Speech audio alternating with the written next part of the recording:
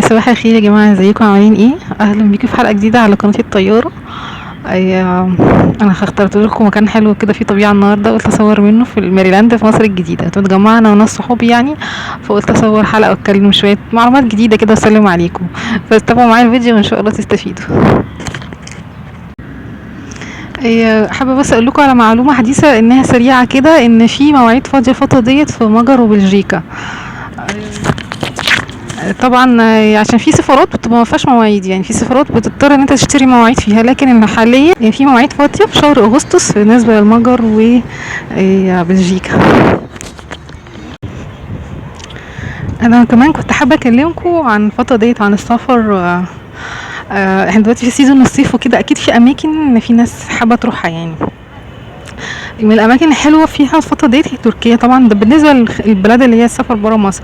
تركيا برضو آه، في بلاد صيفيه كتير، زي مثلا اللي هي الجزر بقى، جزر هاواي، جزر المالديف. يعني الاماكن اللي هي حاليا اللي احنا متجه ليها الفتره دي اكيد هتبقى الاماكن اللي هي فيها بحر وكده.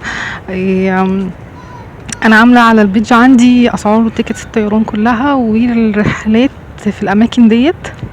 هتلاقوا اسعار اللي هي الطيران واسعار الفنادق. وهتلاقوا كمان يعني الفترة اللي هي السيزون اللي هو شغال في فترة الصيف ديت. فتابعوا معايا ان شاء الله تعرفوا الجديد في الفترة دي. حبيبة تعالي طب اقعدي حبيبة شويه هنا. بس يا حبيبة المكان حلو، ايه رأيك؟ حبيبة شوفي يا حبيبة، طب انا النهارده حبيبة.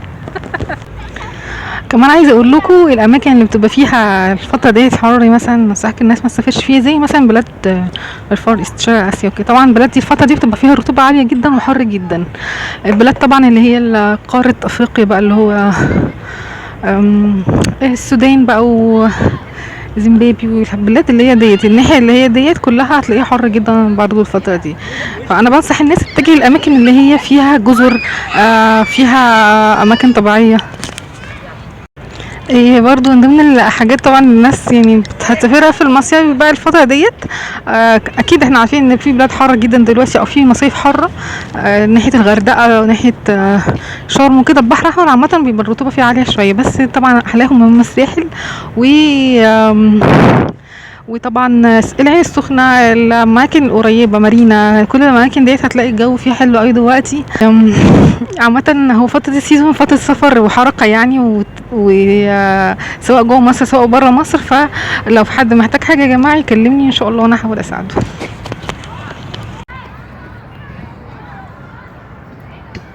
جاية إن شاء الله.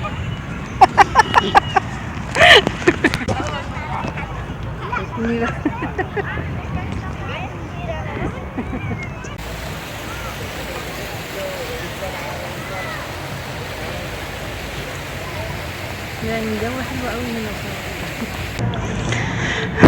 هنا انا كنت بفكر يا جماعه اعمل رحلات في الصيف دوت يعني.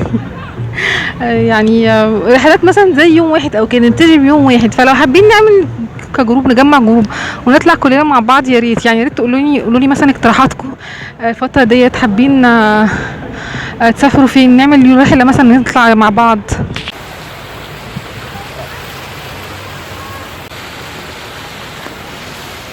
انا بحس الجو ده حلو يعني، بفكر اصور فيديوهاتي كلها هنا اصلا في اماكن جديده.